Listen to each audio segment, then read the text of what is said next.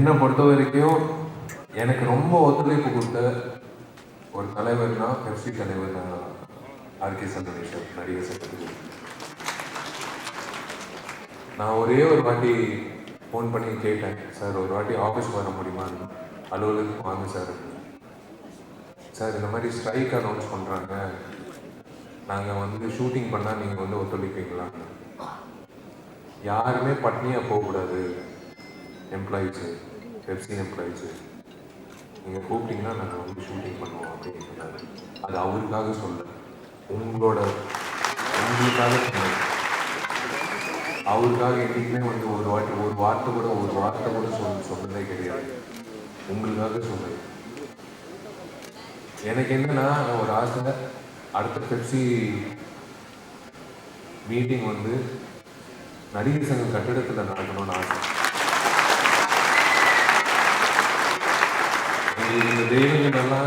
இந்த தெய்வங்களெல்லாம் வந்து நான் எப்பயாவது ஒரு வாட்டி ஒரு முறை எங்கிட்டையாவது ஒரு படப்பிடிப்பில் சந்திப்பேன், இல்லை எங்கிட்டையாவது ஒரு இடத்துல சந்திப்பேன்.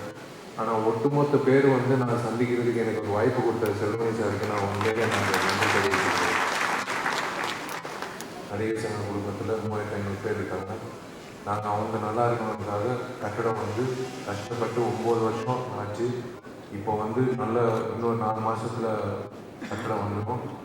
நீங்கள் எல்லாரும் வரணும். நீங்கள் எல்லாரும் வந்து நான் தனிப்பட்ட முறையில் உங்கள் எல்லாரும் நான் கூப்பிடுவேன். ஏன்னா நானும் வந்து தப்பி ஒரு வார்த்தை விட்டேன், என் கல்யாணம் வந்து அந்த கட்டடம் வந்ததுக்கப்புறம் வருவாங்க. ஆனால் 9 வருஷம் ஆகும்னு எனக்கு தெரியாது. அதனால் நீங்கள் எல்லாரும் வந்து பட்டு புடவையோட வேட்டி சேரோட வேட்டி நீங்கள் எல்லாரும் வரணும். நீங்கள் எல்லாரும் வந்து வாழ்த்தணும். ஏன்னா ஒரு கட்டடம் நானும் பார்க்குறேன், நடிகர் சங்க கட்டடம் 4 தூண் இருந்தால் தான் அந்த கட்டடம் வந்து அமைக்கப்படுது. அந்த பேஸ்மெண்ட் இருந்தால் தான் அந்த தூண் அந்த கட்டடம் அமைக்கப்படுது. சும்மா வந்து ஒரு கட்டடம் எழுக்க முடியாது. அந்த தூண்கள் நீங்கள் தான். சினிமா துறைக்கு தூண்கள் நீங்கள் தான். நீங்கள் இல்லைன்னா நான் இல்லை. 3500 பேர் வந்து நான் கட்டி மேய்க்கிறது இல்லை, அவங்கள பார்த்துக்கிறது, அவங்களோட நன்மை, அவங்களோட நல்லது கெட்டது எல்லாமே பார்த்துக்கிறது. நானும் காட்டி எல்லாரும் ஒரு அமைப்பாக வந்து நடிகர் சங்க கட்டடம் கட்டுறது வந்து ஒரு சாதாரண விஷயம் இல்லை.